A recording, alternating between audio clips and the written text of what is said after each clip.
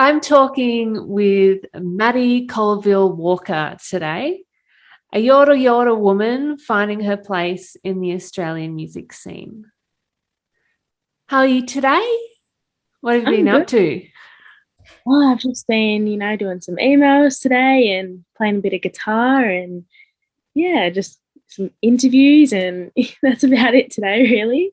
Oh, good, good, good. Playing guitar, anything that could be on a set or any potential release? I've been obsessed with this song at the moment. It's called How's the World Treating You by Chet Atkins. It is a beautiful song and I love it. It just reminds me of my family. And yeah, I just was playing that for my mom today. So yeah, she loves it. Oh, that's fantastic. Good on you for treating your mum. Thank you. So, well, in regards to talking about your mum, you do come from a very musical family, I do. Maddie. So, your grandfather, Yorta Yorta elder, Archie Walker, is a Mhm. renowned musician, and your cousin, Benny Walker, is also doing well in establishing himself. Definitely. So, what is music's place in your family and your household? Honestly, to have so many musicians in one household and also in the family, it's amazing. They encourage me to be the best person I can be in music and always remind me to be grateful and to be humble and everything like that. And it's always so amazing when we get together because we have all of those like little singing and songwriting sessions, or, someone's always got a guitar out and there's always people singing, or it's just a very fond memory that I think I'll always have and always cherish. It's just music. And yeah, I love it. Great. Is it still like that now? Even Definitely. Definitely. great. Hmm. Wow. Does your grandfather still play? He's not around anymore, sadly, but Oh, right sorry. right up until, no, it's okay, right up until he passed away, basically, he was still playing pedal steel guitar, and best pedal steel guitar player I've ever heard. I've never heard anyone do that. It's insane, because it's, using your hands and then your knees as well with the keys and then your feet. So just to even do that at 90 is insane. It's Absolutely amazing. amazing. So yeah, it's beautiful to have that. I watch videos like back, a couple of years ago before he passed away, him playing, and I just think, oh my goodness, like to have that ability still at that age is just incredible. And he's passed down the his legacy through music, I suppose, with yourself and Benny Yeah, chasing a career. definitely. I remember my mum always wanted to be a musician when she was growing up, and Nan and Pop just said, no, you have to get a real job. So when I said to mum, I think I want to be a musician, she just said, go for it. It's, if you love it and if it's what you want to do, then we're just going to support you. And that's all that they've done. And I'm so grateful for my family for supporting me and for being there for me, and just just still loving me regardless of what pathway I would have chosen. Mhm. That's sweet. That's what family's there for. So, also, you've had your first music release on a label I have. and you've started playing festivals. Mhm. What was your path to where you are now? Oh, just when I first started out, I was very shy. Kind of funny, like I never sang in front of anybody, not even my family beforehand. I'd always loved music, but I'd never sung in front of anyone before. And when I did, it was at a school camp in Lake Mungo, and that's basically where my music journey started. I got a scholarship offer sent to me for the CMAA, so Country Music Association of Australia Junior Academy in 2017, and I applied for that and I got it. And I remember telling my mum, I said, I just got into this academy, and she said, oh, can you sing? And I said, I guess I can. So head up to Tamworth and got put up on a stage straight away. As soon as we got there, I was in hysterics. I was terrified. Everybody else that was there had been singing since they were babies, and I'd only just started. So I felt like I was so behind with everything. And but honestly, I'm so grateful that I got the courage to get up on that stage and sing, because I don't think that I would be doing what I'm doing now. And I'm proud of myself. It's, you know, it's been a lot of hard work, but I can't see myself doing anything else other than music. Fantastic. And I love that you're happy with where you are and what you're chasing after that sort of weighing up your mum had to take in, I guess, too. And you know, it is I talk to a lot of musicians, and they say, oh, should I just quit, whatever, especially now through COVID. So yeah, so let's talk about your single, given off the back of the CMAA sort of spotlight and Tamworth. Less Than a Man. It came out on January 7. I'm going to describe the message in that song as compelling. What inspired the lyrics and the journey in taking this song?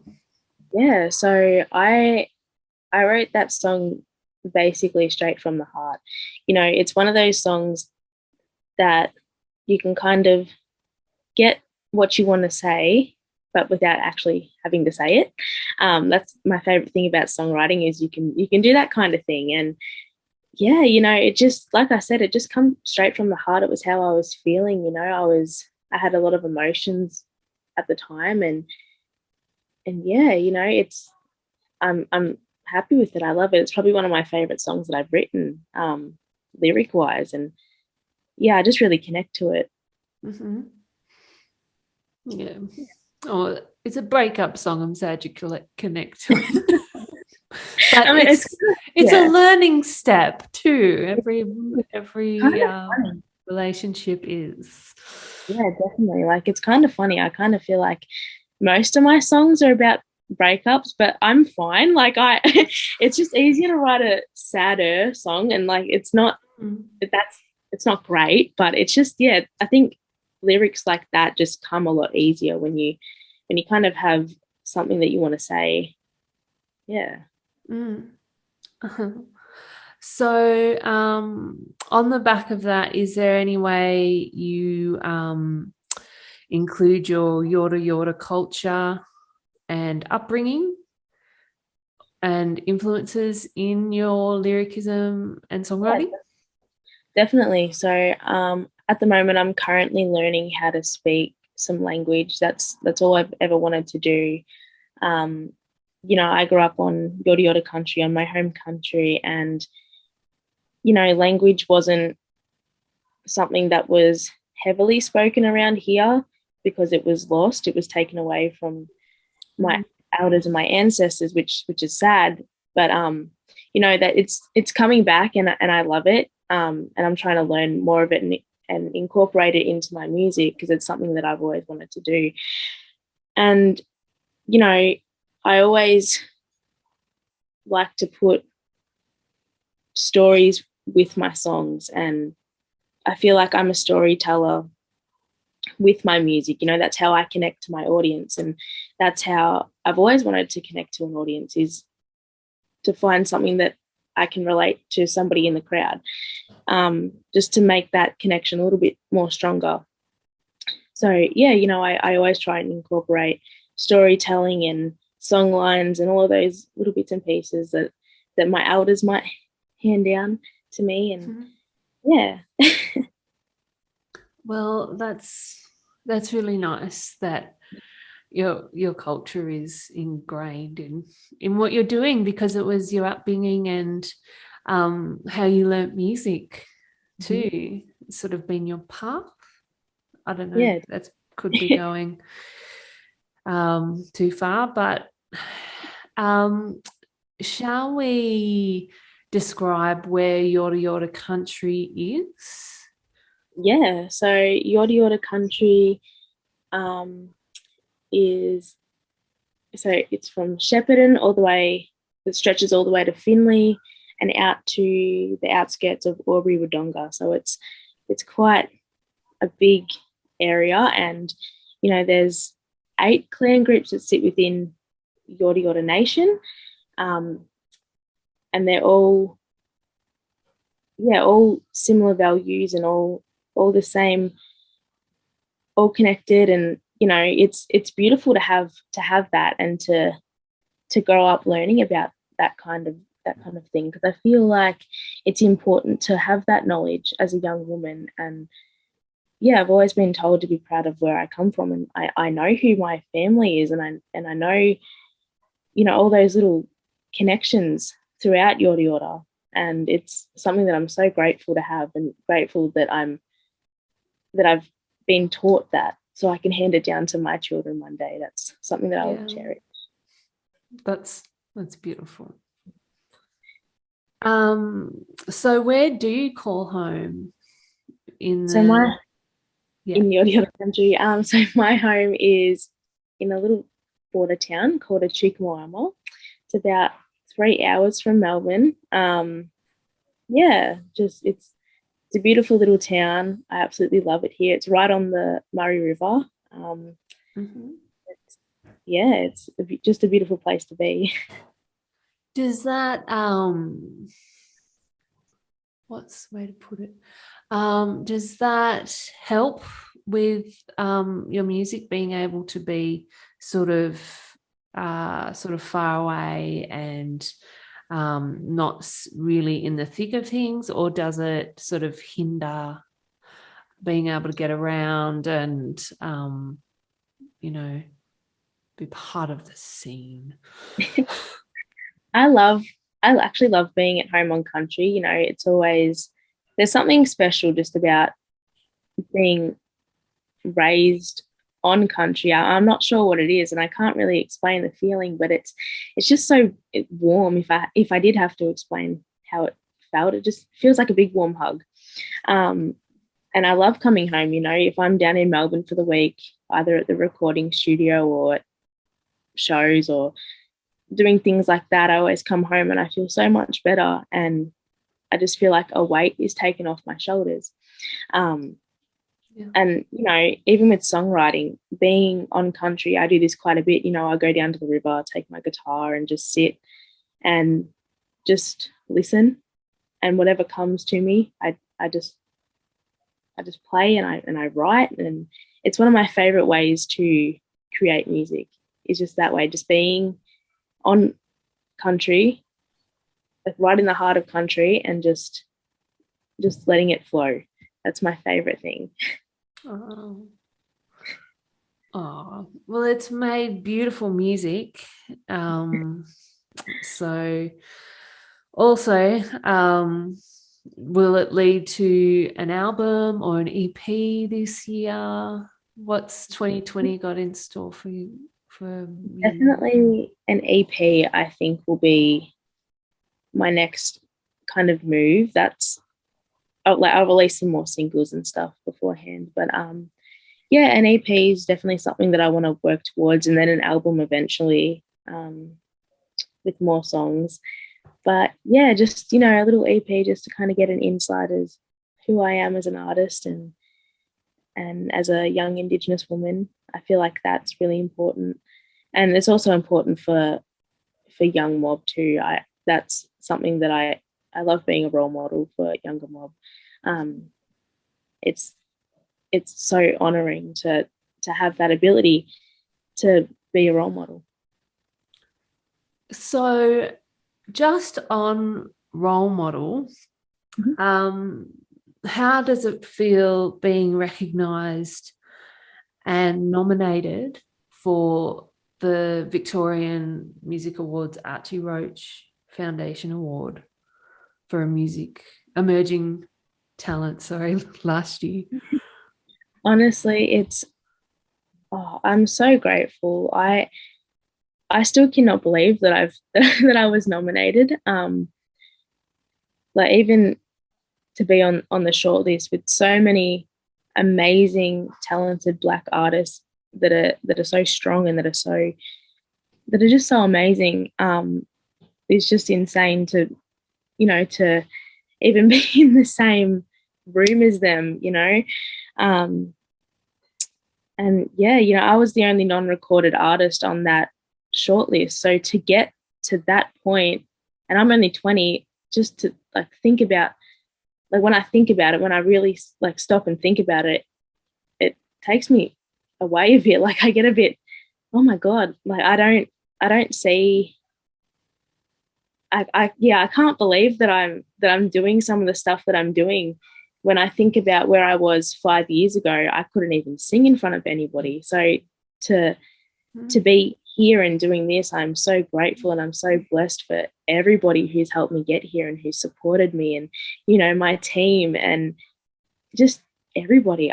I'm just so grateful, and I can't say that enough. I really can't. So, and you say you're going down to Melbourne. Do you get to work in with the producers and other musicians down there? Yeah. So I've worked with some pretty amazing musicians, and I've made some amazing connections with those musicians. So for example, Alara Patterson, she's an amazing musician. She was a recipient for the Uncle Archie Roach Emerging Artist Award 2021. She is a beautiful person, so talented.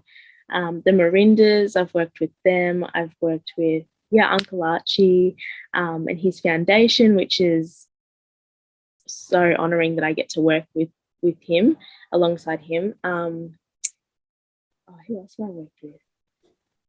I've worked with Darlinghurst Band. They're so amazing. I love those guys. There's just so many artists that I really look up to still, and that I've made connections with, and it's a beautiful thing to have. Oh, I suppose it feels like you're in a dream. It really that all sounds amazing. Oh, well, congratulations. Thank you. No worries. I'm sure it is deserved. It totally is. Yeah, it's still, I'm insane. I just can't believe it sometimes. I just think, this is my life. This is me doing this. Oh my God. I'm so grateful. I really am. It's amazing. Oh, well, as you say, being humble and being grateful is part of being a walker in music. So you just have to be like that. Definitely. It's part of the gig.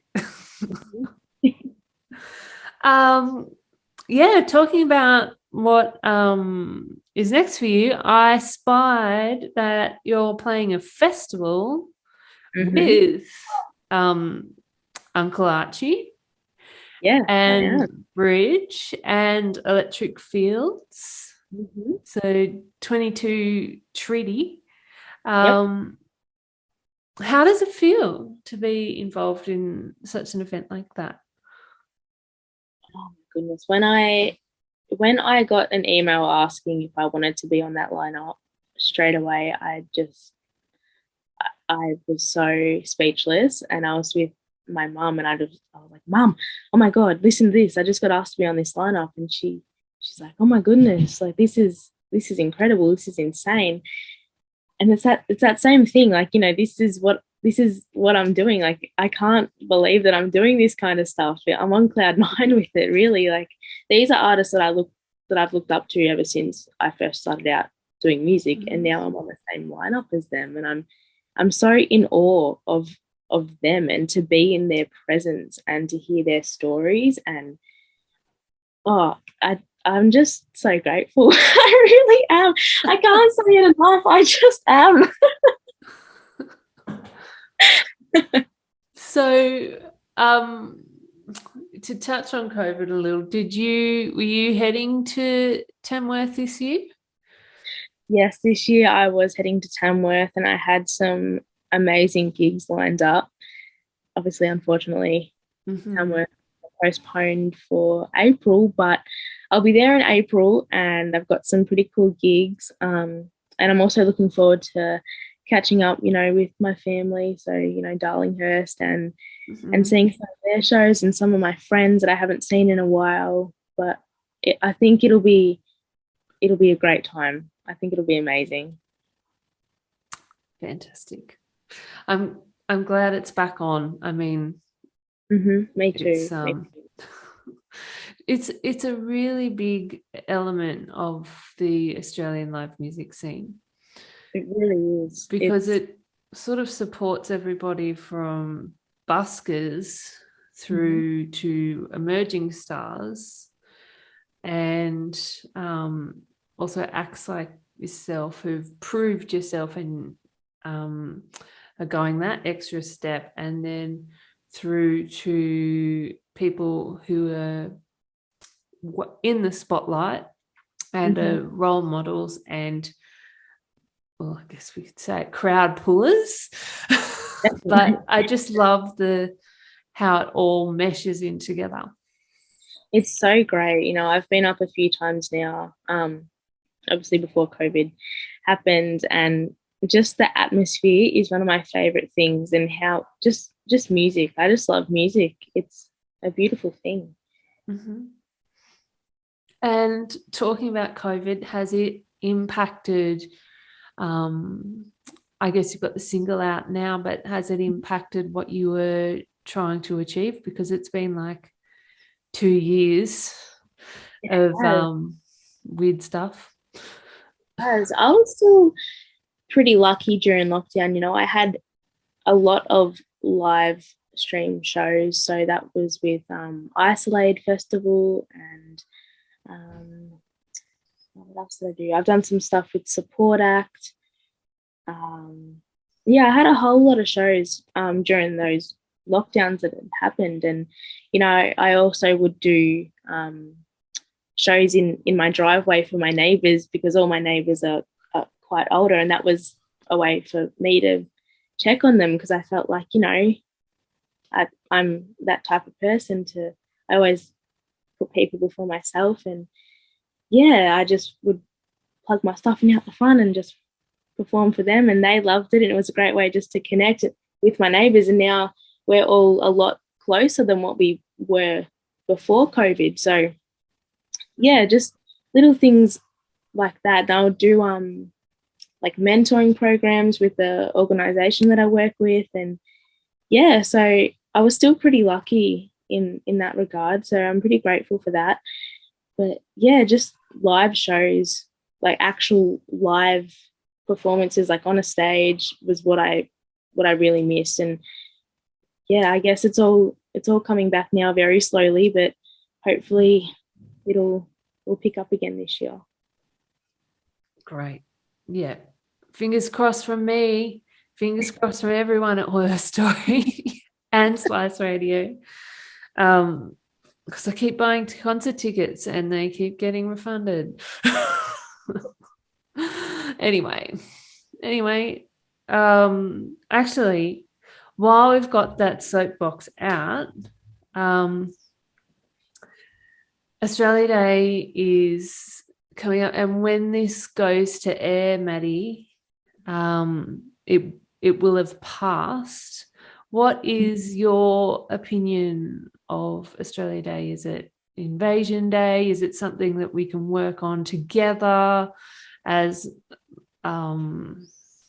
as a community, like needing with more recognition of Aboriginal practices, First Nation practices?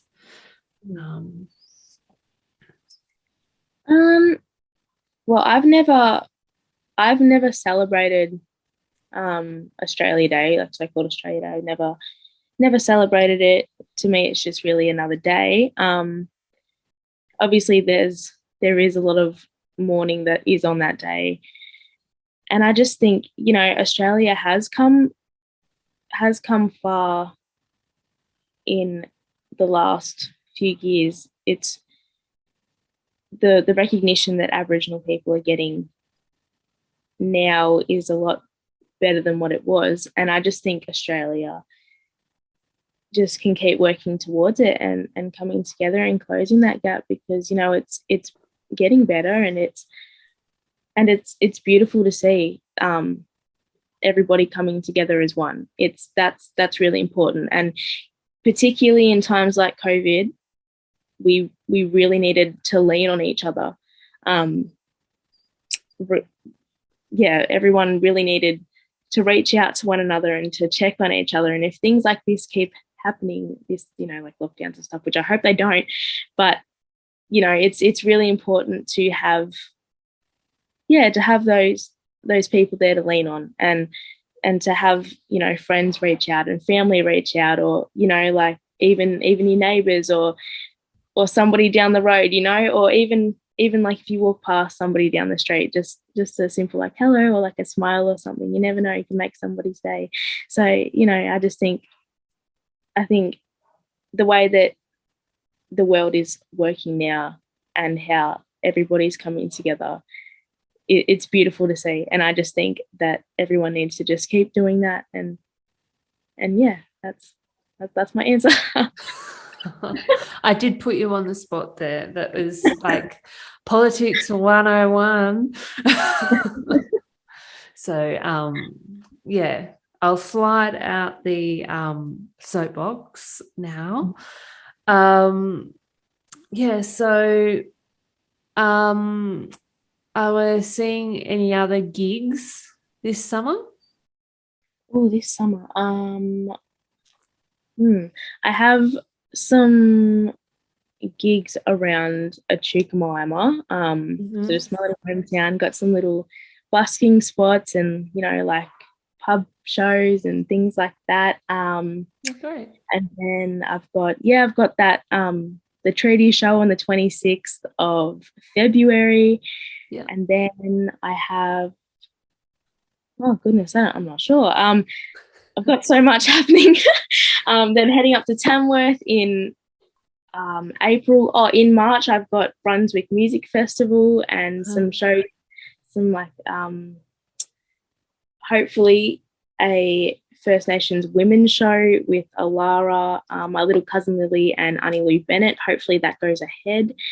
Yeah, just a whole heap of shows. But I guess, just kind of playing it by ear and hopefully seeing if they can go ahead. And but I'm very excited. I'm very excited to see what the next few months hold, and I've got some exciting things to share. Yeah, well, if you've got stuff to share and people want to hear it, and it seems that they do,